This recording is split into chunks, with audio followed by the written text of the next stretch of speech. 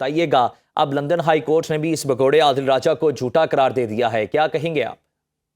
دیکھیں یہ ایک بڑا خوشائن فیصلہ ہے اور بغیر نصیر نے بہت جربندی سے کیس کو کیا اور اس کو فالو بھی کیا،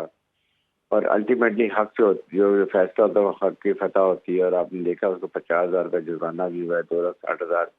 جو خرچ ہے وہ بھی اس نے پے کرنا ہے، اور 28 دن کے اندر سوشل میڈیا پہ بھی سارا فیصلہ ڈالے گا تاکہ سب کو پتہ چلے عبرت کا مقام ہو کہ ایسے شخص کا یہی علاج کیا جاتا ہے۔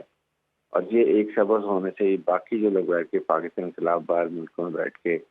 آپ سوشل میڈیا پہ باتیں کر رہے ہیں یہ بھی ختم ہو جانی چاہیے، کیونکہ اب پاکستان نے برطانیہ سے ان کی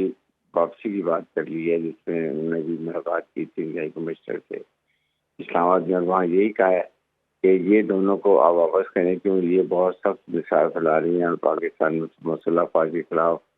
ریاست کے خلاف باتیں کر رہے ہیں۔ میرے خیال میں امید ہے کہ یہ قریب پاکستان آئیں گے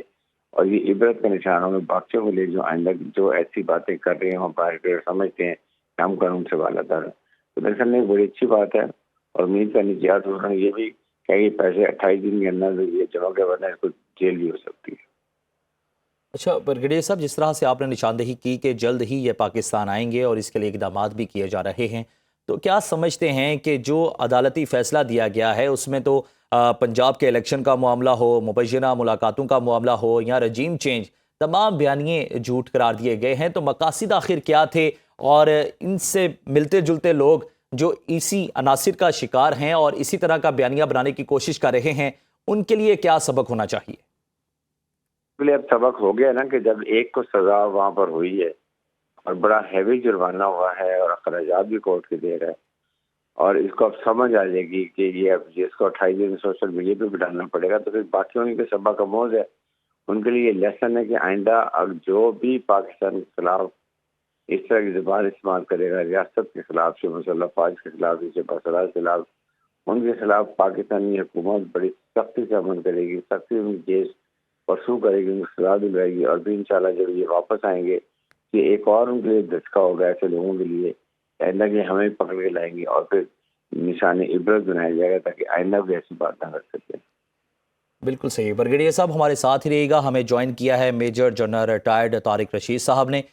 میجر جنرل صاحب یہ بتائیے گا کہ فرسٹ آف آل تو اس پر تجزیہ دیجیے گا کہ کس طرح سے دیکھتے ہیں لندن ہائی کورٹ کے اس فیصلے کو، اور کیا سمجھتے ہیں کہ جو سزا کا حکم دیا گیا ہے حکم نہ ماننے پر، کیا یہ کافی ہے یا مزید جو اقدامات کیے جا رہے ہیں پاکستان لانے کے لیے وہ بھی کرنا ضروری ہیں؟ دیکھیں یہ سزا تو انہیں اکتوبر میں لندن ہائی کورٹ نے اناؤنس کر دی تھی، اب انہوں نے ٹائم فریم دیا ہے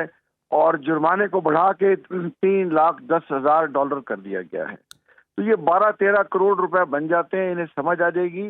دیکھیں دیکھنے والی بات یہ ایک تو جھوٹ بول رہے تھے، اور پھر آپ دیکھیں کہ دوسرے ملک میں بیٹھ کے ان کو سپورٹ کون کر رہا ہے، یہ کہاں جائے وہاں کوئی جاب کرنے کے، کوئی بزنس کرنے کے، یہ یوٹیوبر بنے ہوئے ہیں اور ٹویٹر پہ چل رہے ہیں، انسٹاگرام پہ چل رہے ہیں، اور کام ہی کوئی نہیں ہے، تو بھائی کھانا پانا کرنا پیسے کون دے رہا ہے ان کو بیٹھ کے؟ یہ سب پاکستان کے دشمنوں کے اعلی کار بنے ہوئے ہیں۔ اب دیکھیں لندن کورٹ کا یہ تو بڑا خوشائن فیصلہ ہے کہ ان کی عدالتیں بولتی ہیں، ہمارے ملک میں جج بول رہے ہوتے ہیں، لندن انگلینڈ کی کورٹ کے فیصلے بولتے ہیں، تو آئی تھنک ہمارے بھی کورٹس کے، ہماری عدالتوں کے سے سبق لینا چاہیے کہ ان کے فیصلے بولنے چاہیے، ججوں کو بات کرنے سے پرہیز کرنا چاہیے۔ تو جتنے بھی ملک دشمن عناصر ہیں جو پاکستان کے کسی بھی آرگنائزیشن کے خلاف، خاص طور پہ پاکستان ملٹری کے خلاف یا پاکستان کے کسی عہدیدار کے خلاف بات کر رہے ہیں، ان کو کڑی سے کڑی اب دیکھیں سزائیں ملیں گی، باہر سے بھی ملیں گی اور ملک کی عدالتیں بھی دیں گی۔ ٹھیک ہے، دفاعی تجزیہ کار major general retired Tariq Rashid صاحب ہمارے ساتھ موجود تھے اور اس معاملے پر تفصیلی گفتگو کر رہے تھے۔ ناظرین آپ کو ایک دفعہ پھر سے اپڈیٹ کریں کہ لندن ہائی کورٹ نے بھگوڑے عادل راجہ کو جھوٹا قرار دے دیا ہے۔ بریگیڈیئر ریٹائرڈ راشد نصیر کے حق میں یہ فیصلہ جاری کر دیا گیا ہے۔ فیصلے میں عادل راجہ کے الزامات کو مکمل طور پر جھوٹ اور بہتان قرار دیا گیا ہے۔